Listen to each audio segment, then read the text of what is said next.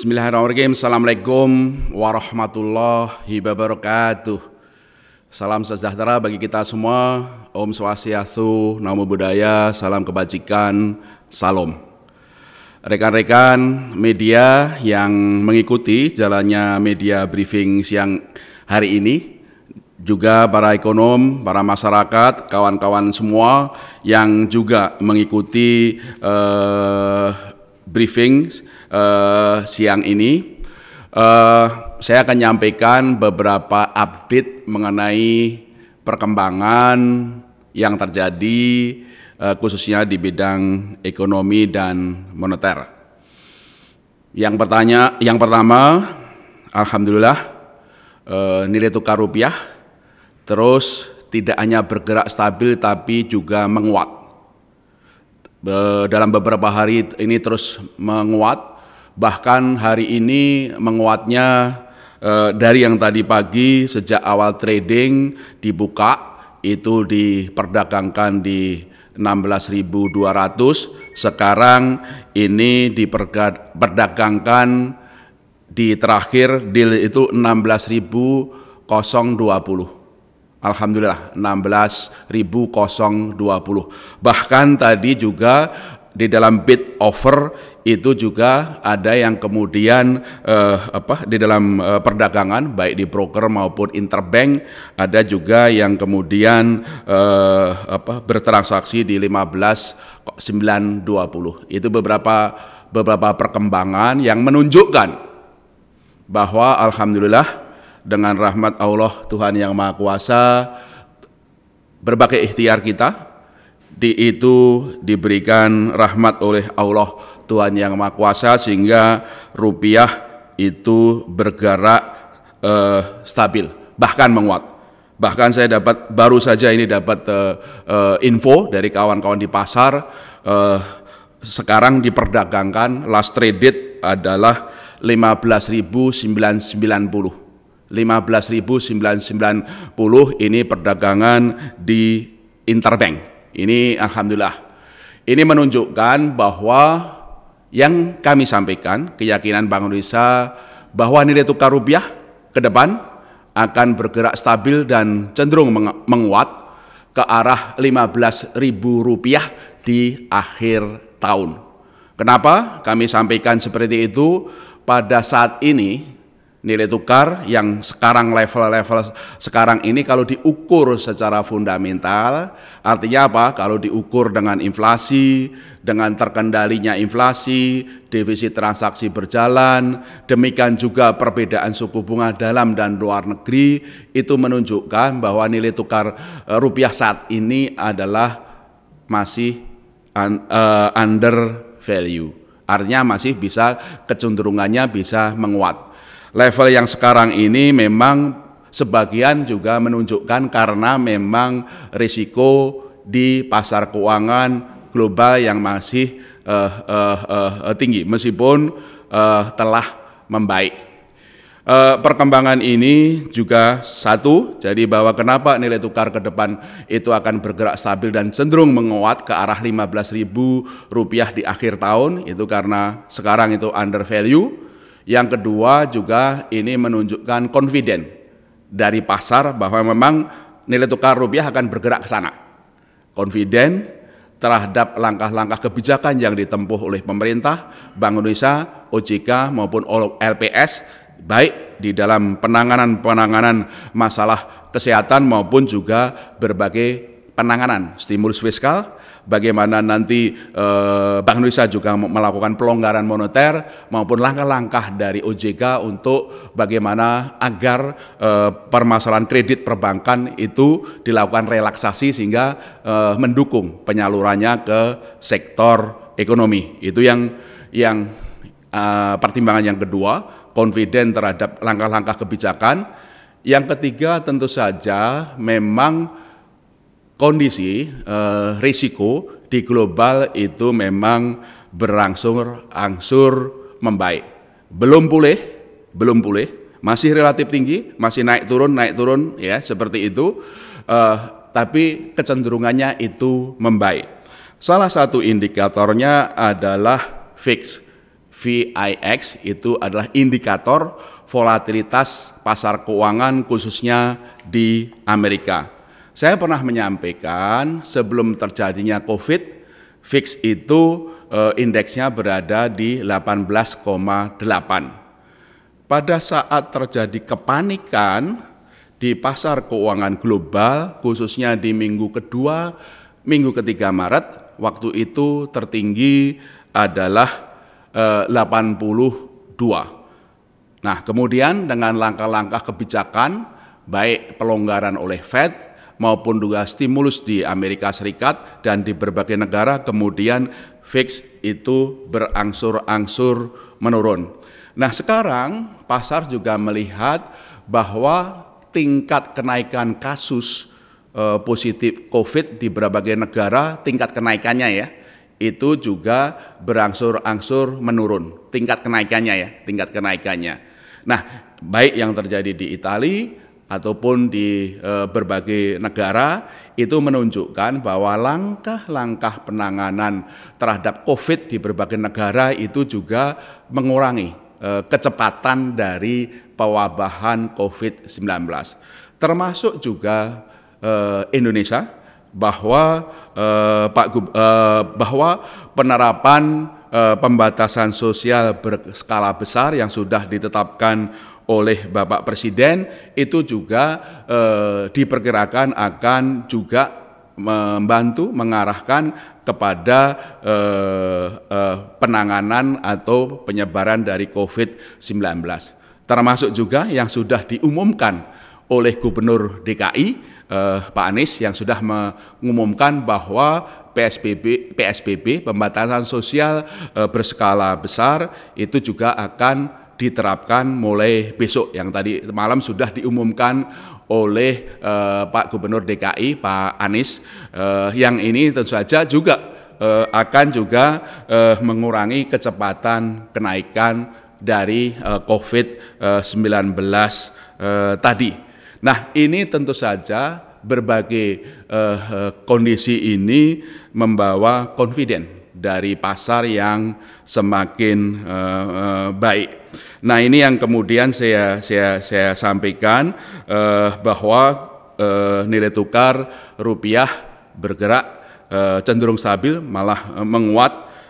Ini juga saya masih mengikuti, dapat informasi lagi. Sekarang detik ini juga nilai tukar rupiah diperdagangkan di 15.970. 15.970 ini yang barusan saya dapat informasi dari pasar dan kecenderungan menguat. Dan ini juga confident ini yang kami lihat, bahwa tingkat pergerakan nilai tukar rupiah ini lebih banyak memang mekanisme pasar, bahwa bid dan offer di pasar, apakah di pasar interbank, di pasar broker, itu bergerak sangat dinamis.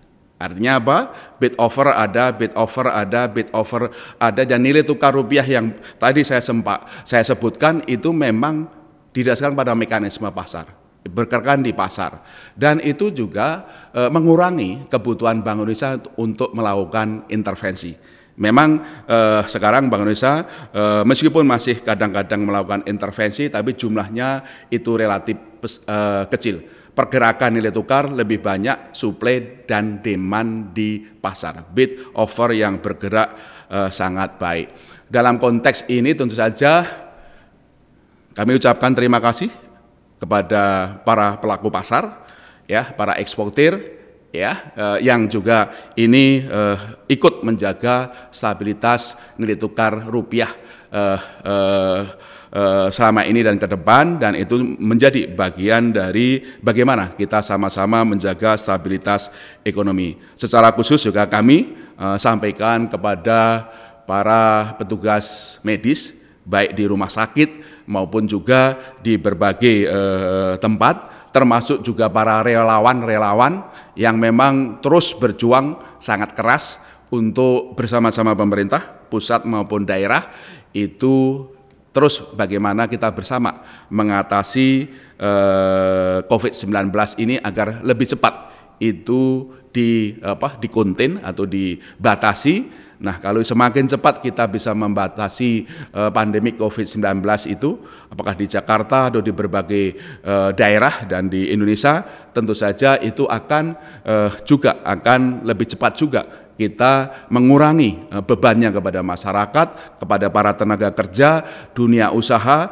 dan juga ke sektor keuangan, dan juga akan ikut mendukung stabilitas ekonomi kita, pemulihan ekonomi kita, termasuk juga stabilitas nilai tukar rupiah. Dan itu yang pertama yang ingin saya sampaikan, bahwa kami yakin nilai tukar rupiah ke depan akan bergerak stabil, cenderung menguat ke arah 15.000 di akhir tahun, dan karenanya terus kita akan pantau agar memang stabilitas terjaga. Oleh karena itu, kepada para investor, ya, dalam dan luar negeri khususnya, tentu saja sekarang sudah masuk, dan tentu saja harapan kita semakin banyak yang masuk, dan tentu saja Indonesia kalau kita ukur dari stabilitas rupiah kita, konsistensi dari kebijakan kita, dan juga prospek ekonomi kita, termasuk juga imbal hasil antara dalam dan luar negeri yang relatif tinggi, itu memberikan potensi untuk imbal hasil investasi portfolio yang tinggi. Itu yang pertama. Yang kedua, bahwa cadangan devisa akan meningkat. Saya ulangi lagi, cadangan devisa akan meningkat. Di akhir bulan yang lalu kami sudah sampaikan kepada publik cadangan devisa 121 miliar dolar Amerika. Ya, insya Allah minggu depan akan mendekati ke angka sekitar 125 miliar dolar Amerika Serikat. 125 miliar dolar Amerika Serikat, mendekati sekitar angka itu, karena tentu saja Ibu Menteri Keuangan sudah mengumumkan penerbitan global bond 4,3 miliar dolar Amerika Serikat sekarang dalam proses, tentu saja administrasi dan proses settlement. Begitu itu proses settlementnya selesai, insya Allah minggu depan cadangan devisa kita akan mendekati angka 125 miliar dolar Amerika Serikat, dan insya Allah ini ke depan juga akan terus membaik. Dan kami sampaikan jumlah cadangan devisa apakah di akhir bulan yang lalu, apalagi kemudian akan semakin meningkat ke depan, lebih dari cukup untuk membayar import, utang pemerintah, maupun untuk keperluan stabilisasi nilai tukar rupiah, ya, termasuk yang tentu saja menjadi bagian-bagian tugas kita bersama. Itu yang nomor 2 yang saya ingin sampaikan. Nomor 3 yang ingin saya sampaikan, bahwa kerjasama repurchase agreement atau repo line antara Bank Sentral Amerika, Federal Reserve of Bank Amerika Serikat, yang dalam hal ini diwakili oleh Fedres New York, dengan Bank Indonesia sudah siap, ya, sudah selesai proses administrasinya. Secara masalah legalnya, masalah administrasinya, teknikalnya juga sudah sewaktu-waktu bisa digunakan. Ya, kerjasama repo line antara Fed dengan Bank Indonesia yang jumlahnya 60 miliar dolar Amerika Serikat itu sewaktu-waktu bisa digunakan. Meskipun saya ulangi lagi bahwa ini adalah repo line, bukan swap line, tidak akan menambah cadangan devisa, tapi lebih banyak digunakan kalau diperlukan untuk kebutuhan likuiditas dolar. Ya, itu yang saya sampaikan, itu repo line. Tapi saya sampaikan ini adalah tingkat kepercayaan, confident dari Bank Sentral Amerika, Fedres, kepada Indonesia, kepada kita semuanya. Dan dalam konteks ini refleksinya kepada yang kerjasama dengan Bank Indonesia. Tidak banyak negara-negara emerging market yang diberikan kerjasama repo line. Ini adalah kepercayaan yang diberikan terhadap bagaimana kita mengelola ekonomi kita, dan lebih dari itu juga bagaimana prospek ekonomi kita ke depan yang insya Allah akan lebih baik. Itu nomor 3. Nomor 4 bisa saya sampaikan juga sekaligus di sini update bahwa perkembangan harga-harga di pasar itu terkendali dan rendah. Kami pantau harga-harga di berbagai pasar di seluruh Indonesia melalui survei pemantauan harga yang kami lakukan di seluruh 46 kantor-kantor Bank Indonesia. Setiap minggu kami melakukan survei, ini bukan statistik. Statistik adalah kewenangan penuh dari Badan Pusat Statistik yang tentu saja setiap bulan akan menerbitkan angka inflasi, tapi Bank Indonesia melakukan survei pemantauan harga melalui 46 kantor-kantor Bank Indonesia. Nah, kami perkirakan bahwa berdasarkan survei pemantauan harga sampai minggu kedua, kami perkirakan bahwa inflasi, saya ulang lagi, Bank Indonesia memperkirakan bahwa inflasi di bulan April ini akan berada di sekitar 0,2% mantumannya, 0,2% mantumannya. Kalau dihitung year on year-nya atau secara tahunannya rendah, yaitu 2,80%. 2,80%. Ini rendah, menunjukkan ini bagaimana berbagai faktor yang berpengaruh terhadap inflasi itu terkendali. Faktor-faktor itu apa? Tentu saja dalam konteks ini bagaimana pemerintah pusat maupun daerah melalui TPI, Tim Pengendalian Inflasi pusat maupun di daerah, TPID, itu juga berkoordinasi untuk pemenuhan kebutuhan bahan pokok, ya. Yang kedua, faktor yang kedua adalah bahwa kalau kita lihat tingkat pertumbuhan ekonomi kita akan lebih rendah dari yang kemampuan kapasitas produksi nasional, sehingga kita mengalami yang kita sebut kesenjangan output yang negatif. Artinya apa? Tekanan-tekanan inflasi dari sisi permintaan itu terkendali. Yang ketiga, tentu saja bahwa kami meyakini bahwa dampak dari nilai tukar terhadap inflasi itu rendah. Karena dalam konteks permintaan yang rendah ini rupiah itu memang sangat kecil sekali ditransmisikan atau berpengaruh terhadap kenaikan harga. Faktor keempat tentu saja adalah terjangkarnya ekspektasi inflasi.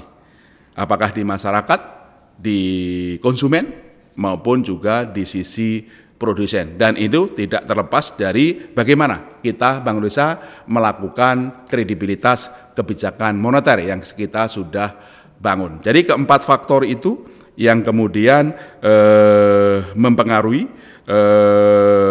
bahwa inflasi itu tetap rendah. Ini tentu saja yang kemudian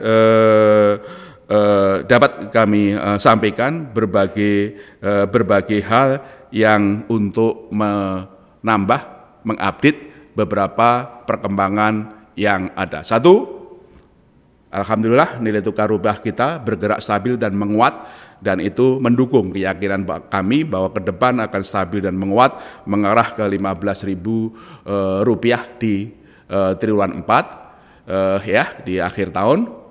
Yang kedua, cadangan devisa akan meningkat.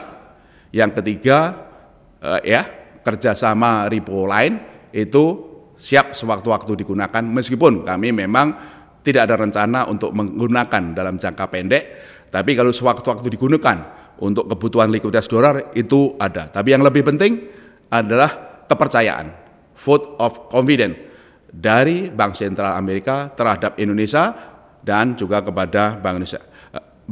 Yang keempat, harga-harga terkendali dan rendah. Barangkali itu 4 hal yang ingin saya sampaikan. kalau ada beberapa pertanyaan, silakan. Ini oke. Ada pertanyaan yang pertama dari Goida, Koran Tempo. Pemerintah pusat sudah menyetujui penerapan PSBB di DKI Jakarta dan sejumlah daerah lainnya akan segera menyusul. Menurut BI, bagaimana dampaknya terhadap stabilitas makroekonomi, tingkat inflasi, dan lain-lain? Risiko-risiko apa yang harus diwaspadai dan bagaimana dampaknya ke pasar keuangan?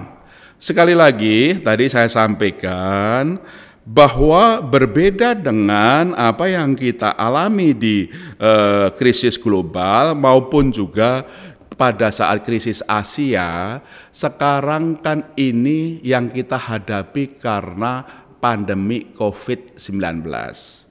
Sekali lagi, yang kita hadapi sekarang di Indonesia, di seluruh dunia, apakah di Amerika, di Eropa, di Inggris, ya, yang kita hadapi adalah pandemi COVID-19.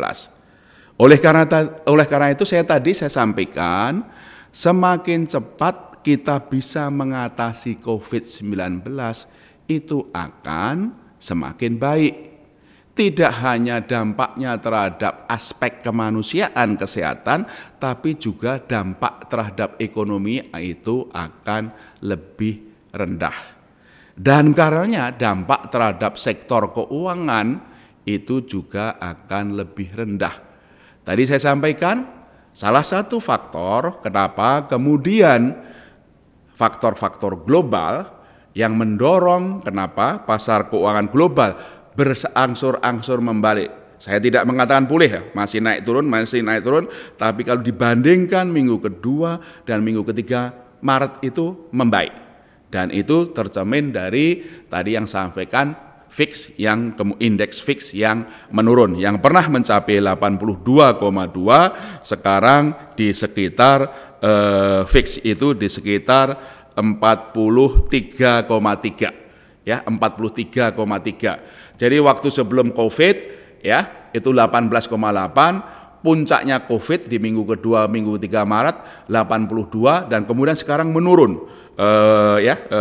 Fix itu sekitar 43,3. Jadi ini sudah membaik, sangat membaik dari 82,2 ke 43,3. Ini ya, volatilitas indeks itu menunjukkan volatilitas atau naik turunnya harga-harga aset di pasar keuangan Amerika, yang itu menunjukkan naik turunnya itu ya tingkat ya ketidakpastian. Nah, dengan indeks yang menurun tadi itu juga menunjukkan tingkat kepanikan atau tingkat ketidakpastian pasar keuangan global itu berangsur-angsur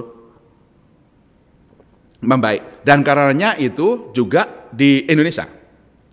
Semakin kita secara cepat bisa mengatasi pandemi COVID-19 ini, tentu saja dampaknya terhadap ekonomi akan lebih baik. Oleh karena itu, saya terus ya menegaskan kembali apa yang digariskan oleh pemerintah pusat dan daerah agar kita bersama mematuhi penerapan dari PSBB apakah di DKI maupun di sejumlah daerah. Oke, mohon maaf. Pertanyaan selanjutnya adalah dari Bidara Deo Kontan maupun dari Hadijah Bisnis Indonesia. Apakah Bank Indonesia sudah ada perkiraan pertumbuhan ekonomi kuartal 1 2020? Saudara Hadijah dan Bidara Deo, ingat nggak waktu ada konferensi pers, baik waktu dengan Pak Menko, Bu Menteri Keuangan, saya, Pak Ketua OJK, Pak Ketua LPS. Demikian juga pada saat rapat kerja dengan Komisi 11 pada hari Senin, kami bersama ada rapat Komisi 11. Pada waktu itu memang Bu Menteri Keuangan menyampaikan ya angka-angka yang kemudian skenario pertumbuhan ekonomi Indonesia yang di tahun 2020 ini diperkirakan 2,3%. Nah, skenario itu adalah skenario yang memang hasil pembahasan kita. Hasil pembahasan antara Kementerian Keuangan, Bank Indonesia, OJK, dan LPS. yang kita rapatkan di akhir bulan Maret itu. Pada waktu itu kita membuat perkiraan-perkiraan atau membuat skenario-skenario berdasarkan informasi dari Satgas yang diperkirakan memang COVID-19 itu bisa mencapai puncaknya Juni-Juli ya. Sebelumnya masa daruratnya 29 Mei bisa kepada Juni dan Juli, yang itu mendasari skenario berat ya.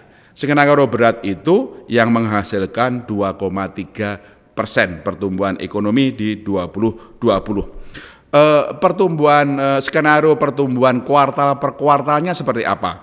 Pada waktu itu sudah disampaikan di kuartal 1 itu adalah 4,7%, di kuartal 2 adalah 1,1%, di kuartal 3 adalah 1,3%, dan kemudian naik di kuartal 4 2,4%. Itu udah yang memang skenario-skenario berat yang kemudian kita bahas ya, kita sepakati bersama, dan itu menjadi acuan respon apa yang kemudian diperlukan.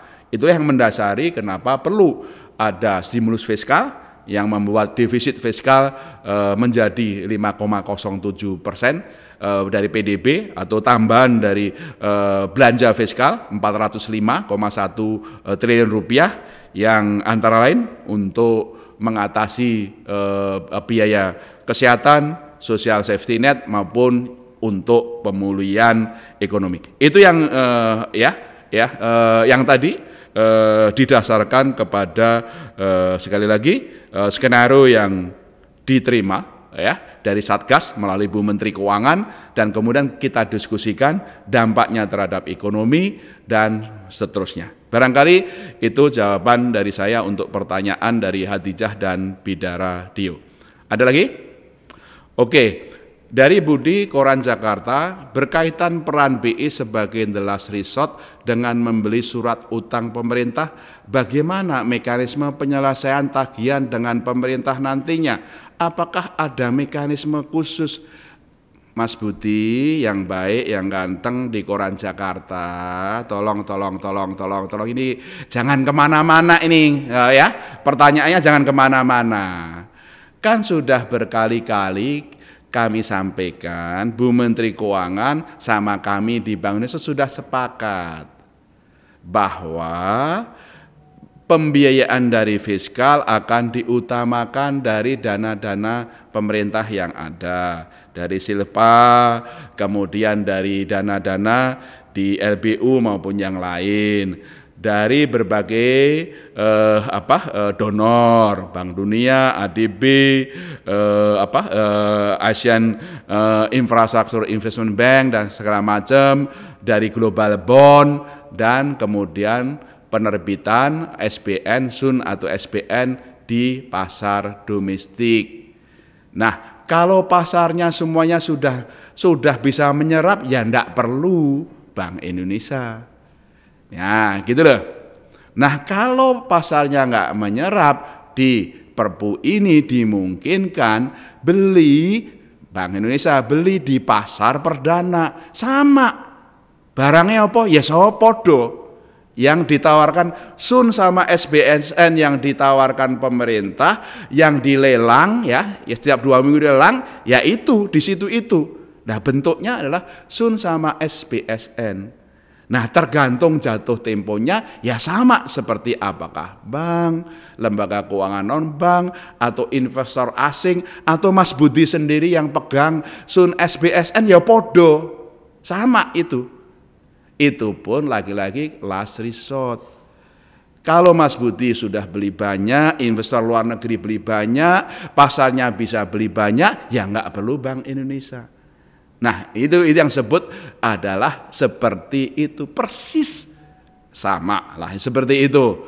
Nah, dalam konteks ini makanya disinilah kenapa di Undang-Undang Bank Indonesia kan yang sekarang nggak dimungkinkan kami beli di pasar primer, ya di dalam Perpu dimungkinkan di pasar perdana kalau diperlukan, kalau pasarnya tidak bisa menyerap, antara lain kalau suku bunganya atau yield SBN-nya menjadi tinggi, ya barangnya podo, yang ada di situ. Mekanisme pembayarannya sama. Kalau bagaimana pemerintah membayar kembali kepada para bank, lembaga keuangan perbankan, investor luar negeri, kalau kepada Mas Budi kalau juga ikut beli ya sama caranya adalah seperti itu ya. Tidak ada mekanisme khusus, yaitu adalah seperti itu. Nah, tentu saja antara pemerintah dan Bank Indonesia, kalau dalam konteks negara itu, pemerintah dan Bank Indonesia itu kan antara kantong kiri, kantong kanan. Ya, antara kantong kiri, ini kalau kita lihat dari konteks negara ya, kantong kiri, kantong kanan. Nah, dalam konteks seperti ini, Bank Indonesia itu termasuk salah satu pembayar pajak terbesar. Ya, di 5 besar. Nah, oleh karena itu, kalau Bank Indonesia ada surplusnya, ada pajaknya, ya akan menjadi pemasukan dari pemerintah. Ya, itu seperti itu. Nah, dari sisi Bank Indonesia, ini adalah bagaimana hubungan keuangan antara BI dan pemerintah. Itu ya, jelas ya Mas Budi ya. Nanti kalau nggak jelas, ya hubungi Mas Soni atau kawan-kawan di KOM ini untuk bisa dijelaskan lah seperti itu. Nanti kalau kita insya Allah COVID-19 segera selesai, kita bisa nanti di sini, di ruangan BI, kita bisa diskusikan. Kalau perlu bincang-bincang media, biar nanti kawan-kawan di sini kalau perlu grafik, perlu coret-coretan supaya jelas gitu ya. Oke, ada pertanyaan lain lagi? Oh ini, dari Magdalena RRI Pro 3. Dari sisi perkembangan harga, bagaimana proyeksi BI terhadap harga menjelang puasa dan lebaran nanti? Dengan kondisi seperti sekarang ini, kebutuhan likuiditas uang begitu tinggi. Apakah ada rencana penambahan pencetakan uang oleh BI? Mbak Magdalena, mbok ojo nganggo pakai istilah pencetakan uang toh. Bolak-balik dibilangi BI itu nyetak uang, ya itu kan nggak bener gitu loh. Istilahnya itu adalah kita melakukan kebijakan moneter. Di bank sentral seluruh dunia itu melakukan pengelolaan kebijakan moneter agar uang yang beredar di masyarakat atau likuiditas di masyarakat itu pas sesuai kebutuhan. Ya kalau terlalu lebih disedot, kalau kurang dilakukan penambahan likuiditas. Ya itu yang dilakukan. Caranya piye? Caranya bagaimana? Banyak caranya. Kebijakan moneter di berbagai bank sentral termasuk di BI itu bisa melalui suku bunga. Makanya stand kita kebijakan moneternya kan longgar, ya suku bunganya turun. Tapi kebijakan moneter longgar tidak hanya melalui suku bunga, tapi juga memenuhi likuiditas ya di pasar uang maupun di perbankan itu lebih dari cukup, melakukan injeksi likuiditas. Istilahnya kalau Mbak Magdalena pengen lebih keren, kuantitatif easing. Kuantitatif easing itu menyediakan likuiditas yang melebihi kebutuhan. Itu disebut kuantitatif easing. Istilah umumnya pelonggaran kebijakan moneter. Jadi kalau kemarin kita sampaikan Bank Indonesia sudah melakukan injeksi likuiditas, tahun ini hampir 300 triliun tambahan likuiditasnya, berarti itu memang Bank Indonesia melonggarkan kebijakan moneter atau melakukan kuantitatif easing tambahannya hampir 300 triliun. Itulah yang kemudian melebihi dari kebutuhan. Nah, masalahnya bagaimana likuiditas yang sudah dilakukan pelonggaran oleh Bank Indonesia itu mengalir dari perbankan ke sektor real. Disinilah koordinasinya moneter sama fiskal. Disinilah perlunya stimulus fiskal untuk menggerakkan ekonomi, untuk menambah konsumsi masyarakat, untuk mendorong produksi, untuk mendorong investasi dunia usaha. Dengan stimulus fiskal yang sudah diumumkan oleh Bu Menteri Keuangan, insya Allah ekonominya itu akan berangsur-angsur membaik. Setidaknya dampak dari penanganan COVID-19 ya terhadap kesehatan, terhadap sosial masyarakat, jaminan sosial masyarakat maupun terhadap ekonomi itu bisa dimitigasi. Nah, oleh karena ini disinilah quantitative easing-nya Bank Sentral, Bank Indonesia nyambung ditangkap dengan stimulusnya fiskal dari pemerintah Kementerian Keuangan. Nah, dalam hal ini OJK Pak Wimbo melonggarkan berbagai ketentuan terkait dengan penyaluran kredit perbankan. Antara lain dengan kebijakan restrukturisasi kredit maupun tadi angsuran dan seterusnya. Nah, inflasi bagaimana? Tadi kan saya sampaikan. Inflasi dari dasar survei pemantauan harga kami sampai minggu kedua di bulan April ini kami perkirakan inflasinya terkendali dan rendah. Ya, 2,90 ya persen untuk kalau kita hitung tahun per tahunnya. Ya memang biasanya di Ramadan itu memang meningkat. Tapi kan ada pembatasan sosial Mbak Magdalikna. Ya, yang biasanya ini mudik kan pemerintah sudah mbok jangan mudik. Jangan ya, mbok membantu penyebaran COVID-19 ini supaya memang tidak meluas, supaya memang dampaknya tidak hanya kepada kesehatan, kemanusiaan itu juga bisa dimitigasi, juga dampaknya terhadap ekonomi juga dimitigasi. Berbagai pertimbangan itu ya biasanya memang Ramadan naik, tapi tingkat kenaikannya akan jauh lebih rendah dibandingkan zaman dulu normal-normal ini karena periode Covid ada pembatasan sosial. Kebutuhan pasokannya bagaimana? Pemerintah terus melakukan upaya-upaya yang tadi bagaimana menjamin kepastian pasokan dan distribusi barangnya. Itu yang kami dapat saya sampaikan. Nah, saya juga masih melihat nilai tukar nih. Nilai tukarnya ini saya barusan dapat informasi juga. Nilai tukarnya ini deal terakhir ya. Ini 15.930. 15.930 ini adalah murni ya antara jual beli yang di pasar antar bank maupun yang melalui broker. Itu adalah beberapa hal, 4 hal yang dapat kami sampaikan dan sekaligus tadi beberapa jawaban terhadap pertanyaan. Ada lagi? Tidak ada? Oke, mari kita terus memperkuat kerjasama kita, persatuan kita. Mari kita bersama-sama, bersama pemerintah, berbagai pihak dengan tenaga-tenaga medis, dengan sukarelawan, relawan-relawan, mari kita cegah dan mitigasi semaksimal mungkin pandemi COVID-19 ini. Ya, ikuti, ya, patuhi apa yang sudah digariskan oleh pemerintah, baik pusat maupun berbagai daerah, supaya ini cepat kita bisa mitigasi COVID-19. Nah, kami bersama pemerintah, Kementerian Keuangan, Ketua OJK dan Ketua LPS terus berusaha keras untuk bagaimana mengantisipasi dan menempuh langkah-langkah bagaimana dampak COVID terhadap sektor real, terhadap sektor keuangan, terhadap stabilitas. Dan alhamdulillah berbagai langkah-langkah tadi memang menunjukkan suatu kemajuan, antara lain tadi terrefleksi pada confident yang terjadi pasar dan kemudian juga mendorong penguatan nilai tukar rupiah. Demikian Peri Warjio melaporkan, ya, Peri Warjio, Gubernur Bank Indonesia melaporkan dari gedung Bank Indonesia. Ini biasanya saya work from home, tapi karena kangen sama media, saya ini meskipun video conference, saya datang khusus ke kantor ini. Tapi setelah ini saya akan pulang karena work from home. Bank Indonesia 95% itu adalah work from home, terus melakukan tugas-tugasnya.